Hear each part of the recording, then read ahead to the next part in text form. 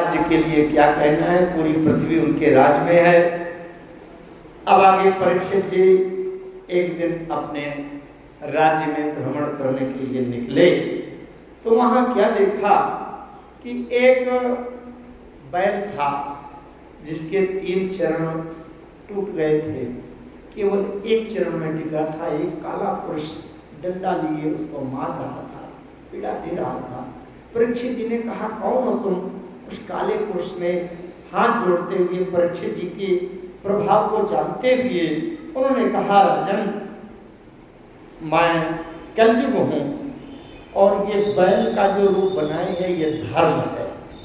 अब मेरा समय आ गया है और मैं डंडा से मार मार कर धर्म को बिल्कुल धराशायी कर दूंगा, धर्म रहने नहीं दूंगा। ये कलयुग का लक्षण है, इसमें अधर्म ही ज्यादा पनपेगा, ज्यादा पल्लवित होगा। धर्म को बचाने के लिए बड़ा संघर्ष और समर्पण करना पड़ेगा, तो इसलिए इसको मार रहा हूं। परीक्षित जी ने कहा, मेरे राज्य में तुम ऐसा नहीं कर सकते हो, मैं तुमको दंडित करूंगा। कलयुग ने समर्पण कर दिया, चरणों में हाथ जोड़कर मस्तक झुका करके और प्रणाम किया। कहा, राजन मैं आपके प्रभाव में, आपके समय में अपना प्रभाव नहीं फैलाऊंगा, लेकिन समय को कोई रोक नहीं पा सकता, समय के चक्र को कोई रोक नहीं पा सकता। जब मेरा समय आ गया है तो मैं रहूंगा, तो मैं ठीक है हर जगह नहीं फैलूंगा, लेकिन आपसे आज्ञा मांगता हूं, अनुमति मांगता हूं, मेरे रहने के लिए जगह बता दीजिए। तो अभ्यर्थिस्तदा तस्मै स्थानानि कलये ददौ, कलये ददौ, कलयुग में मेरे रहने के लिए स्थाने बता दीजिए। कहा तो अब परीक्षित जी महाराज कहते हैं, अच्छा ठीक है तुम मांग रहे हो तो मैं तुमको जगह बता देता हूं। द्यूतम पानम स्त्रया सूना यत्रा अधर्मश्च चतुर्विधा, 4 प्रकार से जहां अधर्म अनीति का आचरण हुआ है। द्यूतम, जहां जुआ खेला जा रहा है। जुआ का मतलब होता है छल कपट धोखा झूठ। भगवान कृष्ण कहते हैं, द्यूतम छलयताम अस्मि, छल करने वालों में जुआ भय, सबसे बड़ा छल है जुआ। देखिए एक बात आती है, ये कथाएं तो आप सुने हुए हैं। धर्मराज युधिष्ठिर जब जुआ खेल रहे थे तो बड़ा अटपटा लगा। धर्म के राजा, धर्म के साक्षात अवतार और आदमी जुआ खेल रहे हैं, क्यों? धर्मराज युधिष्ठिर मानव दिखा रहे हैं कि इतना बड़ा धर्म का स्वरूप, धर्म का आचरण करने वाला भी अगर जुआ खेलेगा तो उसका परिणाम ये होगा कि 12 साल के जंगल में भटकेगा और 13वें साल उसको दास बन करके अज्ञातवास भोगना पड़ेगा। इतना बड़ा चक्रवर्ती सम्राट, धर्म का साक्षात रूप अवतार भी अगर जुआ खेले तो उनकी क्या दुर्दशा हुई। तो संसार का व्यक्ति जब जुआ खेलेगा तो उसको कोई सुख शांति मिलेगी क्या? ये जुआ खेल करके दिखाया। तो कहते हैं द्यूतम पानम, द्यूत माने जहां जुआ खेला जा रहा हो, वहां परीक्षित जी ने कलयुग से कह दिया वहां रहना हो तुम जाकर। पानम, जहां मदिरा पान सुरा पान किया जा रहा वहां तुम रहो। द्यूतम पानम स्त्रिया सुना, जहां पर स्त्री के साथ दुष्कर्म, पाप कर्म, दुराचरण किया जाता वहां तुम रहो। और सुना माने जहां झूठ बोला जा रहा। ये 4 प्रकार के जहां अधर्म हो रहे हो वहां तुम जाकर के चारों जगह रहो। अच्छा, कलयुग ने कहा ठीक है महाराज, 4 जगह तो आपने बता दिया, 4 कमरे बता दिया, बहुत अच्छा, वहीं रहूंगा। लेकिन कलयुग ने फिर हाथ जोड़ करके, हाथ फैलाकर और भीख में मांगा। पुनश्च याचमानाय जातरूपम मदात प्रभु। कलयुग ने कहा महाराज आपसे कोई मैं जबरदस्ती नहीं कर सकता, लेकिन भीख में मांगता हूं कि ये 4 कमरे तुमने दिए हैं तो गंदे वाले दिए। एक कमरे में शराब महक रही है, एक में सट्टा लगाया जा रहा है, एक में पर स्त्रियों के साथ व्यभिचार गंदा काम किया जा रहा है, और एक में झूठ बोला जा रहा है। तो कम से कम एक कमरा तो अच्छा वाला आगे का बैठक रूम दे दीजिए। जैसे कोई नया मकान बना हुआ है, अब पूरा मकान कंप्लीट नहीं हुआ, बाउंड्री बन गई, एक किचन बन गया, एक बाथरूम बन गया, अभी छपाई प्लास्टर कुछ नहीं हुआ, बिजली की फिटिंग नहीं हुई, तो आदमी कहता है कम से कम आगे वाला एक कमरा अच्छा बन जाए, जिसमें कोई मेहमान आ जाए तो आधा घंटा बैठ सके, 10 मिनट, तो वो बढ़िया एक कमरा मेंटेन हो जाए, साफ सुथरा वाला, बाकी हम पीछे ऐसे रह लेंगे। तो कलयुग ने कहा महाराज जबरदस्ती तो नहीं है, लेकिन जुआ वाले जगह दे दिया, शराब वाली जगह दे दिया, बेश्यालय दे दिया, झूठ छल कपट चालाकी दलाली की जगह दे दिया, लेकिन एक कमरा तो अच्छा दे दीजिए, कम से कम कोई मेहमान आवे तो उसको बैठा ले, कम से कम बैठक रूम बना ले। तो परीक्षित जी ने कहा अच्छा ठीक है, जाओ सोने में रहो, सोना जो 1 लाख का तोला मिलता है उसमें भी रहो। अरे बोले ये ठीक रहा, बढ़िया चमचमाता हुआ, चमचमाती हुई जगह मिल गई। अच्छा जब अनुमति हो गई कि सोने में रहो, तो जो कमरा जल्दी नजदीक निकट मिलेगा उसी में रहेगा वो। तो सोने का मुकुट पहने थे परीक्षित जी, झम से उछाल मारी और खोपड़ी में सवार हो गए। अब दूर कहां भागे, और अनुमति मिल ही गई है, अब कोई दंड तो देंगे नहीं, सत्यवादी राजा हैं, वचन दे दिया सोने में रह। जात मदात प्रभु, जात रूप कहते हैं सोने को, तो जात रूप माने सोने में रहो। तो मुकुट पहने थे, उसमें सवार हो। अब प्रश्न आता है भागवत के 11 स्कंद में, जहां विभूति योग का वर्णन है, तो वहां भगवान कहते हैं कि धातु नाम कांचनम अस्मि, धातुओं में सोना मैं हूं।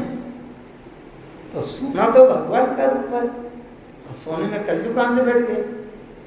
सोना 2 प्रकार का होता है, ध्यान से समझिए। अगर हम अपने परिश्रम से, ईमानदारी की कमाई से, अपने अधिकार से, सच्चाई से काम करके जो सोना खरीद के लाते हैं, उसमें भगवान श्री कृष्ण का वास है, साक्षात परमात्मा है। सोने का धोया हुआ जल, अगर कोई सोने का आभूषण पहन ले, स्नान करे, तो सोने के आभूषण से धोया हुआ जो जल टपकता है, वो सदैव गंगा जल में डूबे रहने के समान वो उसका पुण्य मिलता है। अपने श्रम परिश्रम सच्चाई ईमानदारी से अर्जित जो सोना है, उसमें भगवान का वास रहता है। जो इधर उधर का छल कपट चालाकी चोरी का जो सोना है, उसमें कलयुग का वास है। अब आप प्रश्न करेंगे परीक्षित जी के पास जो सोने का मुकुट था, वो कौन सा चोरी चपाटी चालाकी का थोड़ा था? तो जब जरासंध का वध किया था, जरासंध का सोने का मुकुट ले आए थे भीमसेन और अर्जुन, वो रखा था। 5 पांडवों के स्वर्गारोहण के बाद परीक्षित जी को पता नहीं था कि ये जहरीला मुकुट है, विषैला है, और उन्हें पेटी खोल कर देखा तो बड़ा अच्छा चमचमा रहा था, वो नया नया मुकुट लगा के चले गए। तो जो जरासंध के अन्याय, अपराध, जबरदस्ती, अत्याचार से अर्जित किया हुआ सोने का मुकुट है, उसमें भगवान का वास नहीं, उसमें कलयुग का वास नहीं। हम आप लोग बड़े सावधान रहें कि हमारे पास कहीं अन्याय, अधर्म, अनीति, अत्याचार से कोई धन ना आवे, नहीं वह हमारे जीवन में विष का जहर लगा। कहते हैं विद्या ददाति विनयम विनयात यात पात्रता पात्रत्वात् धन माप्नोति धनात् धर्मस्तथा सुखम। एक बात मैं बता देना चाहता हूँ उसमें, हम लोग धन से सीधे सुख पाना शुरू कर देते हैं। बात ध्यान से समझिएगा। हमारे पटवारी जी के यहाँ वो आरओ लगा हुआ है। अगर पानी का सप्लाई आया नगर पालिका की व्यवस्था से और सीधे सप्लाई से आने वाला पानी आपने पी लिया तो इन्फेक्शन रोग हो सकता है। हो सकता है कि नहीं? अरे सीधे पानी लाओ, आप तालाब में भरा है पानी ला के पियो तो कोई इन्फेक्शन कीटाणु हो सकता है। और उसी पानी को आरओ के भीतर से निकाल के भर लो गिलास और उसको पियो तो वैज्ञानिकों की दृष्टि से वो शुद्ध है, फिर बीमारी नहीं होगी। तो जो सीधे धन लाके, ध्यान से समझना, धन लाके सीधे अपने सुख के उपभोग में लगा देता है, वो सीधे पानी पीने लगता है, उसमें कोई ना कोई विनाशकारी दुख इन्फेक्शन हो सकता है। लेकिन धन को लाकर अगर धर्म रूपी आरओ के भीतर से निकाल दिया जाए तो धर्म के बाद जो सुख होता है उसमें दुख नहीं होगा और उसमें विनाश नहीं होगा। सर धर्म क्यों करते हैं?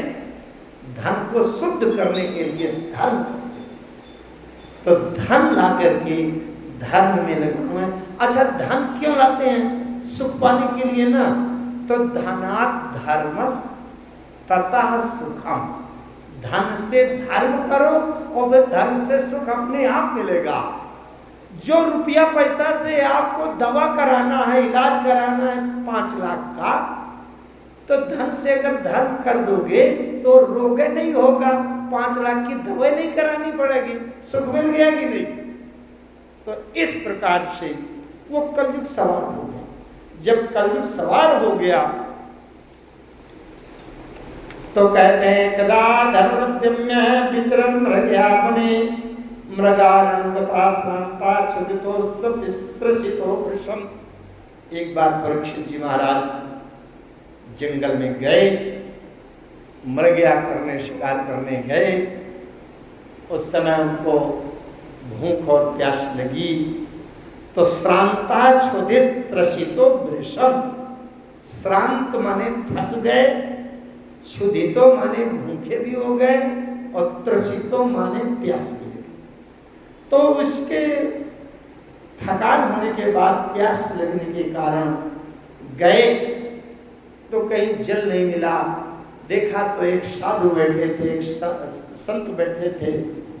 उनसे कहा कि हे बाबा पानी पिलाओ। ये शमीक मुनि बैठे, पानी पिलाओ, लेकिन वो ध्यान में बैठे थे, उनकी आंखें नहीं खुली। तो परीक्षित जी ने सोचा कि ये ढोंग कर रहा है बाबा, आंख बंद किए है, ये सोच रहा है कि राजा को पानी पिलाना पड़ेगा, तो ये कामचोर है। और इसके गले में मैं सांप लपेट देता हूँ तब पता चलेगा कि सही सही ध्यान लगा है कि ढोंग किए है। अगर ढोंग किए होगा तो सांप जब लिपटेगा तो दहाड़ मारकर भागेगा यहाँ से, हरा सांप। तो गया अपने धनुष के उससे उठा करके मरा हुआ सांप लपेट दिया। सांप लपेट कर चला गया। कुछ बालकों ने देखा शमीक मुनि के गले में सांप लपेट दिया। वहाँ गौतमी नदी में उनके पुत्र श्रृंगी ऋषि स्नान कर रहे थे बालक। तो उनको जाकर के बताया, अरे अरे तुम यहाँ स्नान में लगे हो और तुम्हारे पिताजी के सांप लपेट दिया। जल्दी जल्दी दौड़े आए और उनके पुत्र ने जाकर के देखा कि मेरे पिताजी के गले में सांप लपटा है। बड़ी जोर से लेकर के वहीं से, जहाँ गौतमी नदी में स्नान कर रहे थे, वहीं से उन्होंने हाथ में चुल्लू में जल लिया और ये श्राप दे दिया, इति लंघित मर्यादम तक्षका सप्तमी आहनि दक्षन्ति स्म कुलांगारा चोदितो में तदृष्टतम। चुल्लू में जल लेकर के संकल्प पढ़ते हुए श्राप दे दिया, जिसने मर्यादा की सीमा लांघी है और मेरे पिताजी का अपमान किया है, ऐसे मदोन्मत्त अहंकारी राजा को 7वें दिन तक्षक सर्प डसेगा और इसका विनाश हो जाएगा। ऐसा कह करके जल छोड़ दिया और आए अपने पिताजी के सामने, बड़ी जोर से रोने लगे। पिताजी ने आँख खोली, अरे कहा बेटा क्यों रो रहे हो? तो मरा सांप है। ऋषभ ने बताया कि इन्होंने तो श्राप भी दे दिया, श्राप भी दे दिया। तब पिताजी को, श्रमिक मुनि को बड़ा दुख हुआ। जो राजा हमें प्रजा की तरह, अपने परिवार की तरह, पुत्र की तरह पालन कर रहा है, अगर प्यास के कारण कभी थोड़ा सा अनुचित कार्य भी कर दिया तो ऐसा कौन सा अपराध हुआ है कि उनको श्राप नहीं देना चाहिए। और उधर परीक्षित जी जब अपने महलों में पहुंचे, परीक्षित जी महलों में पहुंचे, अपना मुकुट उतार कर नीचे रखा जिसमें कलयुग सवार था, तो कलयुग के सवार वाला सोने का मुकुट जैसे उतारा, वो कलयुग का प्रभाव दूर हुआ। तब उनको होश में आया, अरे जिन ऋषि मुनि महात्माओं के चरणों में हमारे जीवन की सुरक्षा है, उनको मैंने ऐसे दुर्व्यवहार करके उनका अपमान कर दिया। मैं तो जीवित रहने लायक नहीं हूँ, इसलिए अपने जीवन की आशा छोड़कर, सारा राज्य छोड़कर, सारे रेशमी वस्त्र और अलंकार, आभूषण, राज सत्ता, वैभव, सेना, सुरक्षा, सचिव, दास, सेवक, सब कुछ छोड़कर गंगा जी के किनारे पहुंच गए। और किसी ने जाकर के बता भी दिया कि आपको श्राप मिल गया है कि 7वें दिन तक्षक डसेगा। अब 7वें दिन तक्षक डसेगा मृत्यु की प्रतीक्षा के लिए कि अगर मरना है तो गंगा के किनारे ही मरे तो ज्यादा अच्छा है। तो वहां जाकर के बैठ गए और बहुत से ऋषि मुनि मिले।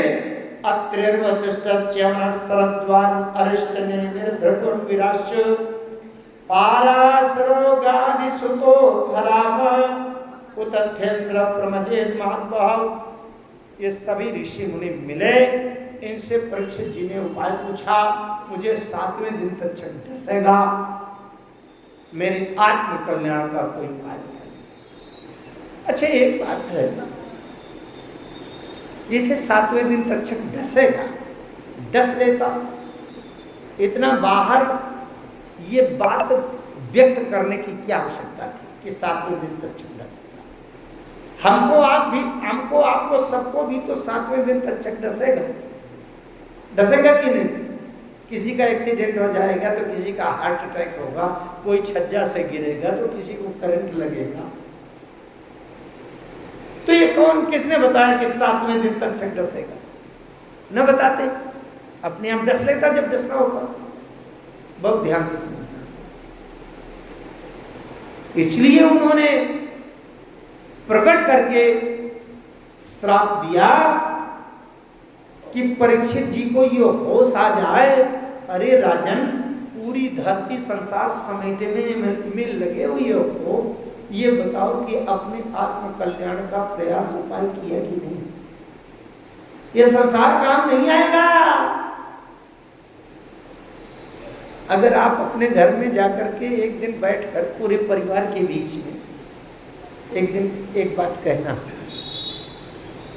सभी परिवार के लोग हों छोटे बड़े, अब फिर कहना शायद हम आज के 5 दिन में मर जाएं तो, अरे घर के सब लोग कहेंगे ना ना ऐसा ना कहो, अरे ऐसा कहोगे बिटिया का विवाह कैसे होगा, ये मकान कैसे बनेगा, अरे आपके बिना हम जिंदा नहीं रहेंगे। सुनो, चाहे जो कोई जो कुछ कहे सब झूठी। हम और हमारे जैसे असंख्य मर मर कर चले गए, न किसी के बिटिया का विवाह रुका रहा, न किसी का घर मकान बनने को रुका रहा, न किसी लड़के की शादी रुकी रही, कुछ नहीं रुकता। हम अगर सोचे कि हम ना हमें तो कथा ना होगी बंडा में, अरे हम जब नहीं आते थे तब भी कथा होती थी, हम नहीं रहेंगे तब भी कथा होती रहेंगी। ये संसार का कोई काम हमारे बिना रुकेगा नहीं। बहुत ध्यान से समझिएगा, हम जब नहीं रहेंगे तो एक काम रुक जाएगा, एक काम नहीं हो सकता। क्या? हम अगर मर जाएं तो हमारा आत्म कल्याण कोई दूसरा नहीं कर पाएगा। सबसे ज्यादा जरूरी क्या है? मनुष्य बनकर क्यों आए हैं? आत्म कल्याण के लिए। परीक्षित जी पूरे संसार को सुखी करने के चक्कर में घूम रहे थे। श्राप इसलिए दिया गया खुलकर, अरे राजन, पूरी धरती संसार को मुट्ठी में समेटने में लगे हो भाग दौड़ में, ये बताओ होश करो कि आत्म कल्याण का उपाय किया कि नहीं। तब ये होश आया, अब मेरे 7 दिनों के अंदर आत्म कल्याण कैसे होगा। पानी तो बरस रहा है ना, ठीक है, इसलिए भागने नहीं पाएंगे। हाँ, खूब होती रहे। अच्छा, तो बात यह है, अब परीक्षित जी को चिंता हुई कि अब आत्म कल्याण कैसे हो, आत्म कल्याण कैसे हो। इसके लिए किससे किससे, अत्रि से पूछा, वशिष्ठ से पूछा, च्यवन से पूछा, अंगिरा से पूछा, इनसे तमाम से, अरिष्टनेमि से पूछा, भृगु से, कोई नहीं बता पाया कि कैसे। फिर वहां कहते हैं तत्रा भगवत भगवान व्यास पुत्रो यदृक्ष्या गमकमानोऽनपेक्षा अलक्ष्यलिंगो निजलाभतुष्टो व्रतस्य बालैरवधूत वेशः तं द्वैष्टवर्षं सुकुमारपाद करोर्बाहुं सकपोलगात्रम् दिगंबरं वक्रविकीर्णकेशं प्रलम्बबाहुं सुमरोत्तभामम्। आइए एक शब्द का रहस्य देखें। कुछ लोग कह देते हैं कि जब गंगा के किनारे परीक्षित जी आकुल व्याकुल होने लगे, आत्म कल्याण कैसे हो, तत्रा भगवत भगवान व्यास। कुछ लोग कह देते हैं वहां शुकदेव जी आ गए नहीं, यहाँ बहुत से विद्वान भागवतकार बैठे हैं, आ गए नहीं। अगर आ जाने वाली बात कहना होता तो वहां पर लिखा जाता तत्रागमत भगवान व्यास, तत्र आगमत। एक बात बताऊं मैं आपसे, जहां आगमत वाली बात आ जाती है, जहां आने वाली बात आ जाती है, वहीं भगवान में भी प्रश्न खड़ा हो जाता है। बहुत ध्यान से समझना, बड़ी तात्विक बात है। जहां आ जाने वाली बात होती है, वहां भगवान में भी प्रश्न खड़े हो जाते हैं। सती जी ने जब देखा था तो राम जी सीता जी को ढूंढते हुए वो उधर से चले आ रहे थे, तो सती जी का प्रश्न खड़ा, ये भगवान नहीं हो सकता, परमात्मा नहीं हो सकता, क्योंकि उधर से आ रहा। अच्छा, कोई व्यक्ति यहाँ से आया है, कहीं से आया, हम बांदा से आ गए हैं, उत्तर प्रदेश नेवादा से आ गए हैं, तो आप जानते हो या न जानते हो, आपकी कल्पना में ये हो गया कि जब भी बांदा से आए हैं तो वहाँ इनका जन्म हुआ होगा। अब जन्म हुआ होगा तो कोई ना कोई इनके माता पिता रहे होंगे, तो कोई भाई बंधु रहे होंगे, कभी ना कभी इनको भूख प्यास लगी होगी, सुख दुख सर्दी गर्मी लगी होगी, और जब इनका जन्म हुआ होगा तो कभी ना कभी ये मर जाएंगे जब उम्र पूरी हो जाएगी। ये प्रश्न आएंगे कि नहीं? अब अगर ये लक्षण आ गए हैं तो फिर वो परमात्मा नहीं हो सकता। सती जी का प्रश्न खड़ा हो गया। अब भोले बाबा चाहे जितना कहें, जैसे सच्चिदानंद जी को, अच्छा प्रत्यक्ष बात कहता हूं मैं, अगर ध्यान से समझेंगे तो समझ में आएगा। अगर कोई आया ना हो, यहां जहां खाली जगह हो और आपके सामने देखते देखते एकदम से प्रकट हो जाए, तब तो कोई प्रश्न नहीं होगा। जैसे यहां खाली जगह है और यहां प्रकट हो जाए कोई परमात्मा, तब तो ये प्रश्न नहीं होगा कि कोई माता पिता होगा और कहीं सुख दुख हुआ होगा, अजन्मवाद होने वाले की मृत्यु होगी। तो जो प्रकट हुआ है वो प्रश्नों से परे है। इसीलिए मनु जी ने ब्रह्मा विष्णु ऐसे नहीं मांगा था, क्योंकि विधि हरिहर तप देखिए पारा, अब मनु समीप आए आए बहु, जो आया है उससे नहीं मांगे। फिर भगवान क्या हुआ? भगत बचन प्रभु कृपा निधाना और विश्ववास प्रगटे भगवान। प्रकट होने वाले में कोई प्रश्न नहीं। जो प्रकट हो गया है तो उसको क्या कहेंगे कि किस जाति का है, किस देश का है, कितनी उम्र है। इसलिए एक बात और कहूंगा, कथा के स्तर से ऊंची बात, संसार में कोई जीव किसी दूसरे जीव का कल्याण नहीं कर पा सकता। बड़े दावे से कही जा रही है बात। जीव का कल्याण जब भी होगा तब परमात्मा से ही होगा, भगवान नहीं करेंगे और कोई किसी का कल्याण नहीं कर पा सकता। परीक्षित जी का कल्याण करने के लिए तत्रा भवत, अब भवत भू धातु से, भू माने होना, भू धातु माने होना। एक अस धातु होती है, अस धातु में होना माने क्रिया का संपन्न होना होता है। अब भू माने होना माने प्रकट होना। तत्रा भवत, अभवत माने वहां प्रकट हो गए। कौन प्रकट हो गए? तत्रा भवत भगवान, वहां भगवान प्रकट हो गए। अच्छा, कोई कहे कि यहां भगवान प्रकट हो गए तो फिर पूछने वाला पूछेगा कि किस रूप में थे, आखिर आपने कैसे मान लिया कि भगवान ने प्रकट हो गए? प्रकट होने को तो भी कल की कथा में सुन रहे थे कि गोकर्ण के सामने वो धुंधकारी सरकण में मेघा सकरण हस्ती, तो कभी भेड़ा प्रकट हो गया तो कभी हाथी प्रकट हो गया। यहां भगवान प्रकट हो गए।